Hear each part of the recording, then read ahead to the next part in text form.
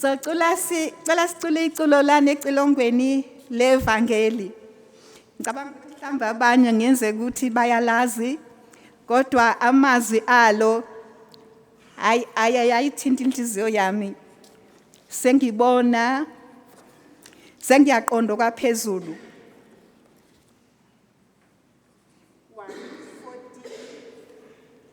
142.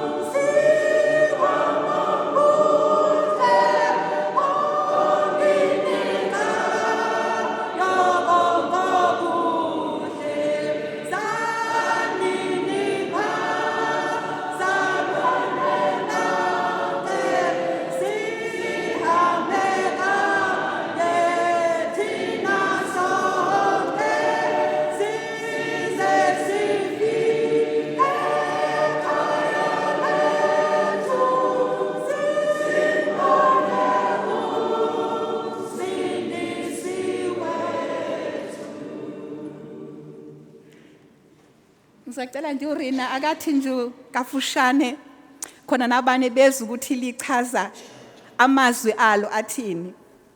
It says, pressing on upwards, trusting in God. I've left everything behind of this world because I'm going to my heavenly home. And I'm not worried about hardship because I'm going with my leader and with joy and with strength. And I leave behind anxiety because I trust in my Lord. The Lord Jesus is my light, He's my sun, He's my shade, He's my shepherd. And come, brethren, all of us, let's go together till we reach that heavenly home and we see our Savior. Siyabonga kakhulu kuRina ukuthi athukuli brief kancane. Come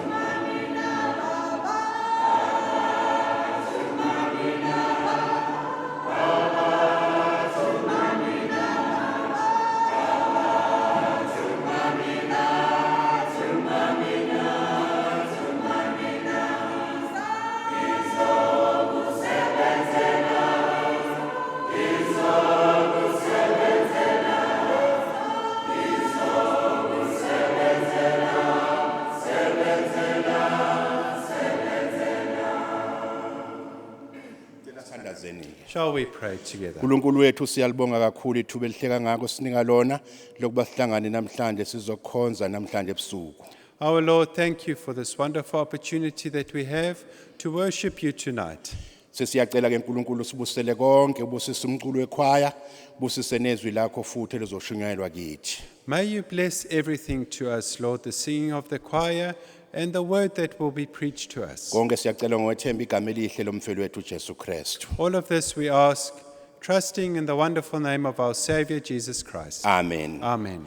Sibonga kakhulu simukela futhi nabazalwane bethu abakhona la endlini nabasekhwezini abasilalele ngekhwezi nabasilalele futhi ke ngama social media kanye neindlela ikakhulukazi laphana ke kwi live streaming siyababingelela siyajabula ukuthi babe phakathi kwethu bakhonze nathi kulesikhathi samanje. We are thankful for all who have come to be with us. You have joined us on Radio Kwezi as well as on live stream. Thank you for being with us. Ikhwaya izocula kamacula bemabili lokuqala ngelesingisi elasisho khona ukuthi ngeke umcashele uNkulunkulu ngeke ukwazi ukusitheka emehlweni kaNkulunkulu noma ngabe ungakhava umbozo ezintaba kodwa ngeke umcashele uNkulunkulu ngoba ubona yonke into ephambi kwakhe uNkulunkulu ubona konke kusemahlweni akhe noma ngabe kuthiwa uhamba unyenye uhambe kancane uzama ukuthi unganyatheli kakhulu kodwa ngeke ucashe phambi kwakhe uNkulunkulu into ongayenza nje ukuthi umdumise uNkulunkulu uphakamisa igama lakhe ngoba uNkulunkulu ukhona ngaso sonke isikhathi ngakho ke kuhle simlandele uNkulunkulu simkhonze uNkulunkulu ngoba ngeke sicashe emehlweni akhe uNkulunkulu. The choir will sing two songs. The first song is an English song and a Zulu song. Zulu song we sing, "There is heaven, the home of my soul. There at my home there is no more hardship, no more suffering. When I get home, that is where I will live with my Lord and I will be joyful together with him."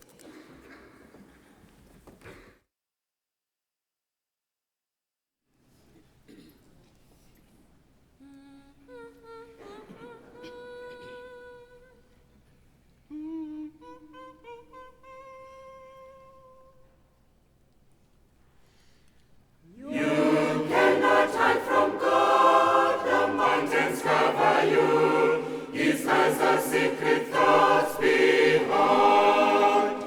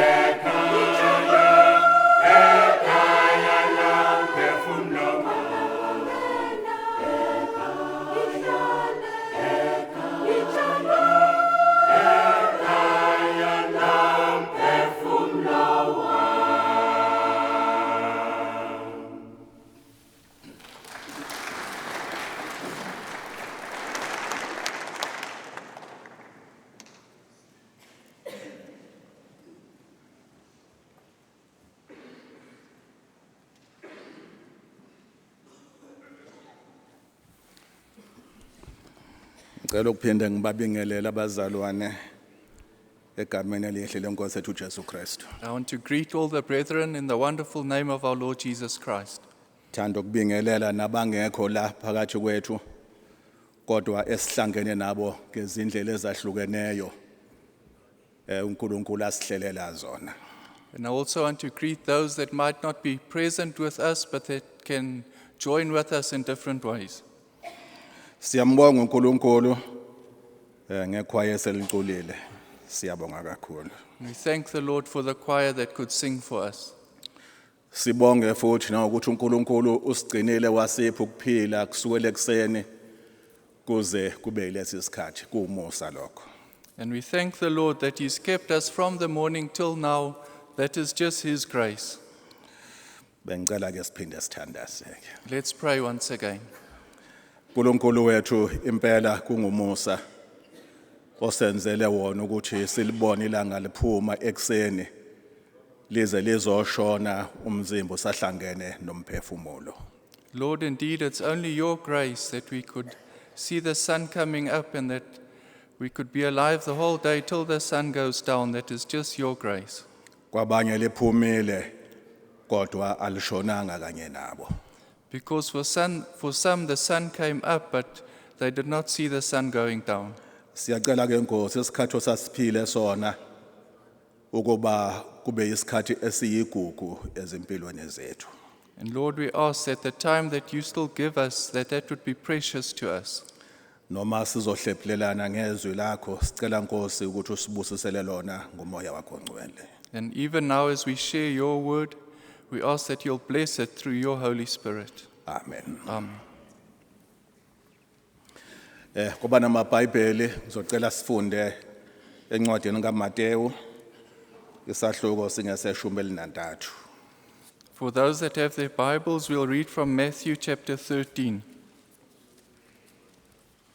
Mateyu isahluko singeseshumi elinantathu. That's Matthew chapter 13. Le ndaba esizoyifunda kuyenye eseyicaphuna endabeni noma emifanekisweni inkosi uJesu ayeyixoxa eyixoxela abafundi kanye nezixuku ezazemlandela. This is one of the parables or illustrations that the Lord Jesus told to his disciples and to the crowds. Kodwa ukuqala kwethu ukufunda sizoqala ukufunda kuverse 24. So we'll start reading from verse 24. Sengiyaqala ukufunda.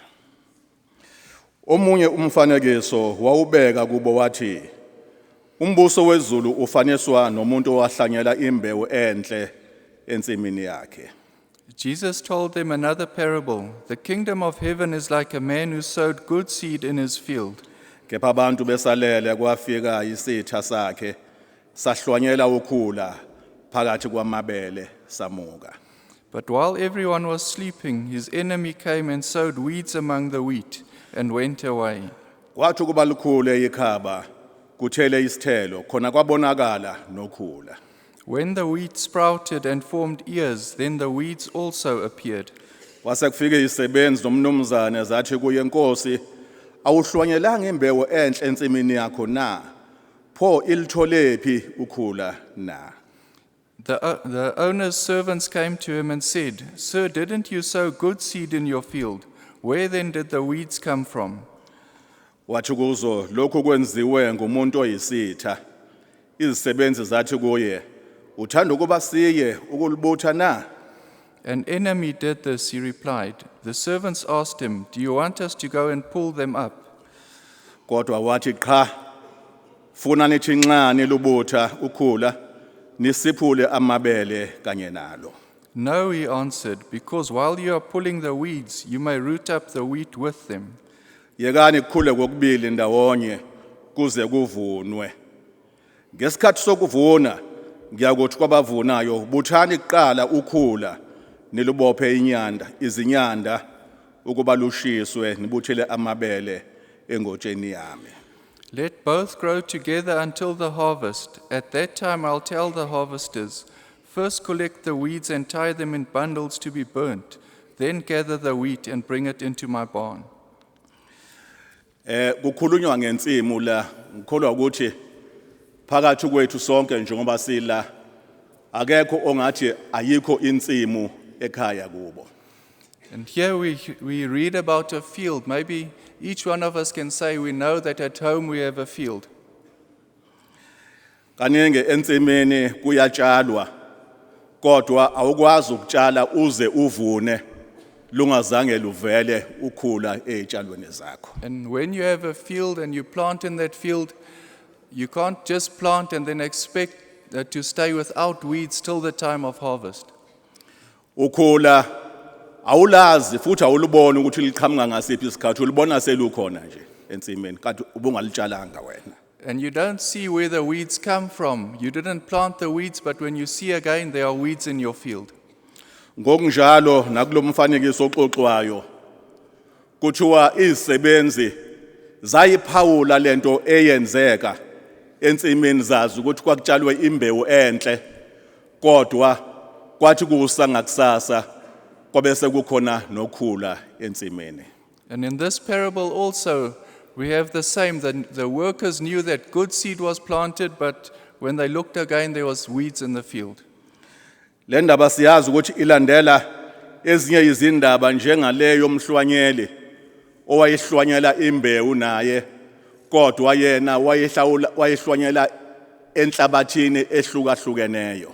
And this parable comes after the parable of the sower, of the one that sowed seed in different types of soil. Ngaleso sizathu ezihlobene ezintathu zomhlabathi asivelanga isivuno ayesilindele. And in that parable, from the three types of soil, he didn't receive that harvest that he was expecting. Kuze kube leyo nhlabathi eyayiyinhle ilungisiwe lapho kwakwazi ukuthi kuthele khona izithelo eziphindwe ngamashumi nangamakhulu. It was only in that last soil, the good soil that was prepared, where he received that harvest that was multiplied 10 or 100 times. Lapho siyatshela ukuthi imbewu eyayihlanyelwa kwabe kuyizwi likaNkuluNkulu. And there we hear that that seed that was sown was the word of the Lord. Futhi siyatshela ukuthi insimu kwabe kuyizinhliziyo zethu. And that field is our hearts. Lapho ithi noma ihlwanyelwa imbewu kuye ngokuthi inhliziyo yakho injani, komunye iyamila kodwa komunye kufana nokuthi iwela edwaleni, komunye iwela phakathi kwameva ingazivezi izithelo noma umkhiqizo olindelekile. And when that seed is sown in your heart, it depends what the state of your heart is. If it falls in thorns or on the rocks, and then it doesn't produce that expected result. Kule ngxenye ke bengifisa siyibuke lento ngokuthi akusilona ke izwi likaNkuluNkulu okukhulunywa ngalo. But in this portion that we read, it's not the word of the Lord that has been spoken about. Kodwa kube sengathi uNkulunkulu ukhuluma ngathi uqobo. But it's as though the Lord is speaking about us ourselves. uNkulunkulu usitshalile ensimini yakhe. The Lord has planted us in his field. Ngiyafisa futhi ukuthi ake ngithathe inhlobo zeinsimu mhlawumbe ngihlukanise izigaba ezintathu. And I want to separate these fields into three different types of fields. Ngithi mhlawumbe uNkulunkulu ukutshalile emndenini lapho ukhona. Perhaps the Lord has planted you in a family where you are. Ukutshale uyimbewu enhle elindele ukuthi kulelo khaya okulona kuzovela izithelo ezinhle. The Lord has planted you as good seed in that family, and he's expecting good fruit from you. Kodwa ke lo khaya ohlezi kulona ngingabuza ukuthi ngabe uyiso yini isibusiso zinjani izithelo zakho lapho ukhona. But in that home where you are, what type of fruit are you producing? Are you a blessing in that home? Ngabe uma umuntu omusha kunjani ukuhlalisana phakathi kwakho nabazali bakho? You as a young person, what is your relationship with your parents? Ngabe bayathokoza ngempilo oyiphilayo? Are they happy with the life that you are living? Uma usemsebenzini injani impilo yakho kulowo mndeni okuwona? Or if you are at work, what is your life or your relationship with those that you work with? Ngabe izithelo ezilindelekile ziyatholakala noma cha? Are those fruit that are expected from you, do they receive that fruit or don't they receive it? Ngoba njengoba ulapho kulindeleke ukuthi wenze kahle, wenze okuhle. Kodwa uyatholakala isikhathi esiningi mhlawumbe ukuthi wena uyaphambana nalokho okulindelekile kuwe. Because there where you are, that good is expected from you, but maybe it's found that you always do the opposite of what's expected from you. Ngithi mhlawumbe insimi yesibili ake ngithi kusezweni noma emphakathini lapho uphila khona. Or maybe the second field can be the community there where you live. Uthi mayikhuluma uNkulunkulu athi thanda umakhelwane wakho njengalokhu uzithanda wena. And when the Lord speaks, He says you must love your neighbor as you love yourself. Ngamanye amazwi kufanele kubonakale isithelo kulabantu ohlezi nabo, isithelo esihle, isithelo sokuzwana, isithelo sokuhlalisana kahle. Therefore, that fruit with the people that you stay with, that fruit of being one and being one with the people you stay with must be seen. Uhleli kanjani lapho uhlezi khona? So how do you stay or how do you live there where you are? Uyiso uyisibusiso noma mhlawumbe kuhlala kukhona ukuxabana nokuphithizela. Are you a blessing or is there always friction and disunity where you are? Bese ngithi umndeni omkhulu noma insimu enkulu iyibandla likaNkulunkulu. And then the big field or the biggest field is the congregation of the Lord. Njoba sila sisebandleni sisensimini kaNkulunkulu. As we are here, we are part of the congregation and part of the Lord's field. uNkulunkulu ngesikhathi etshala lembewu akha ibandla lakhe wakhetha imbewu yekhethelo. And when the Lord planted His field, He chose the best seed. Wajuluka futhi elungisa lensimu And the Lord sweated to prepare that field. ngoba elindele ukuthi kuyovela isithelo esihle ayothokoza ngaso. Because the Lord wanted to receive the best fruit, that fruit that you'll be happy about. Kodwa umbuzo engingawubuza sisebandleni sitshalwe siuhlobo luni lwembewu sikhona nje la. But then the question is there, as we are part of the Lord's field in the Lord's congregation, what type of seed are we? Mhlawumbe ngingakusho lokhu ukuthi kungenzeka ukuthi njoba sikhona la siyizinhlobo ezahlukene zembewu etshaliwe.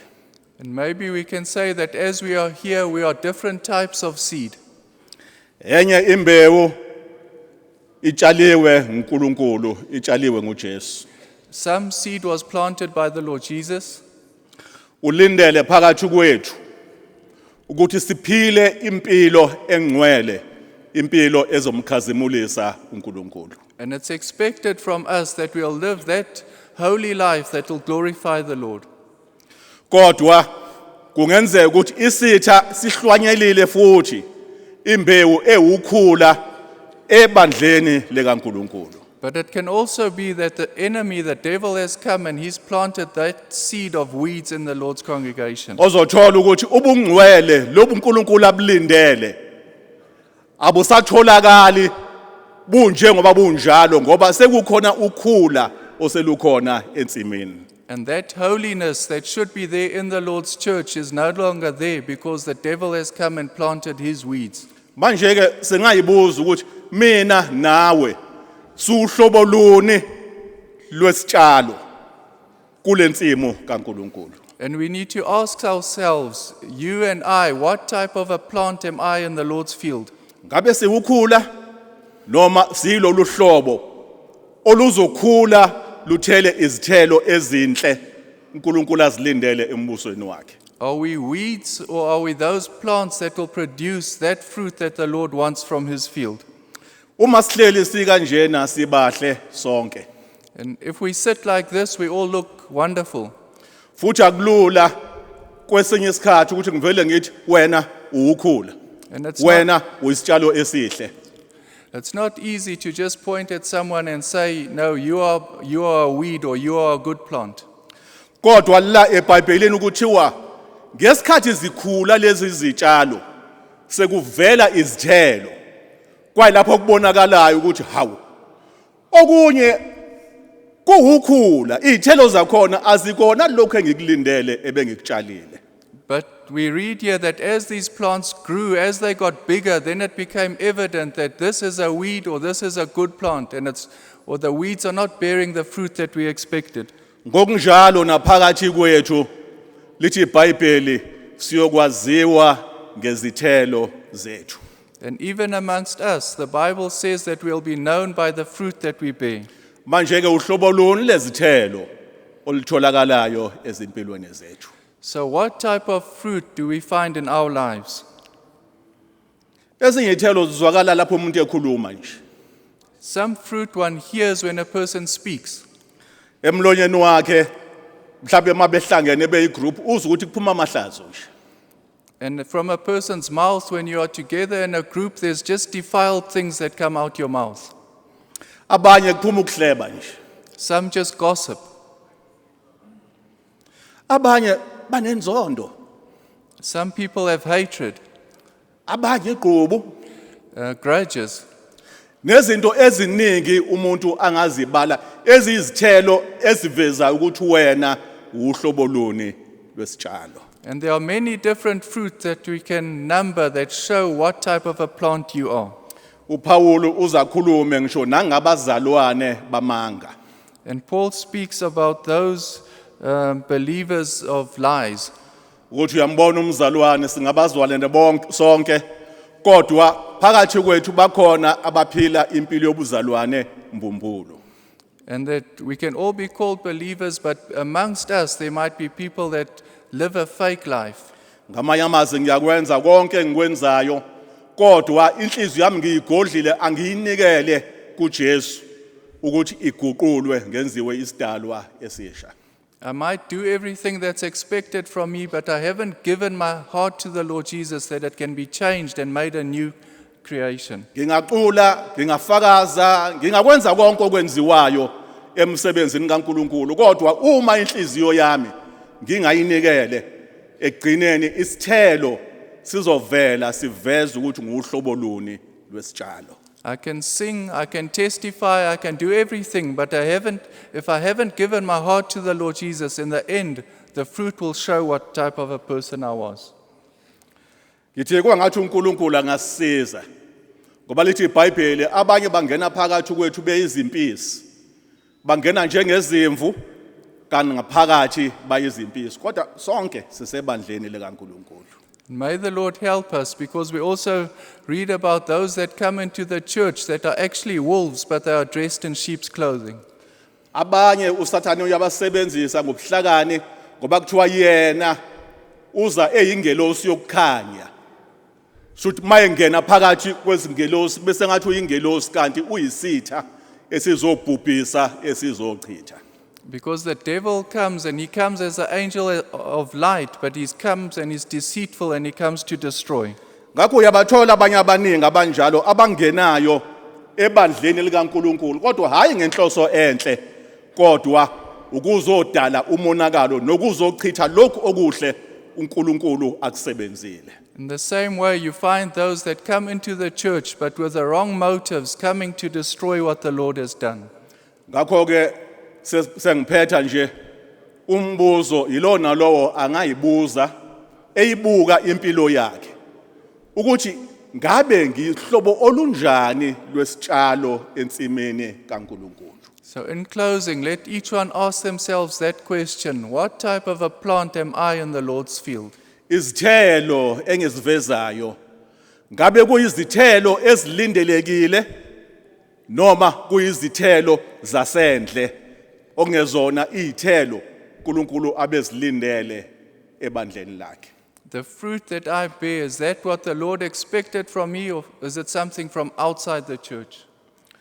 Uma uyithola ukuthi awuyikhona lokhu uNkulunkulu akulindele unethuba lokukhala kuNkulunkulu usenethuba lokumnxusa uNkulunkulu ukuthi aphinde ayiguqule impilo yakho ukuze impilo yakho iveze lezi zithelo ezinhle uNkulunkulu azilindele uphile uyisibusiso kuNkulunkulu uyisibusiso emndenini uyisibusiso nasemphakathini ophila phakathi kwawo.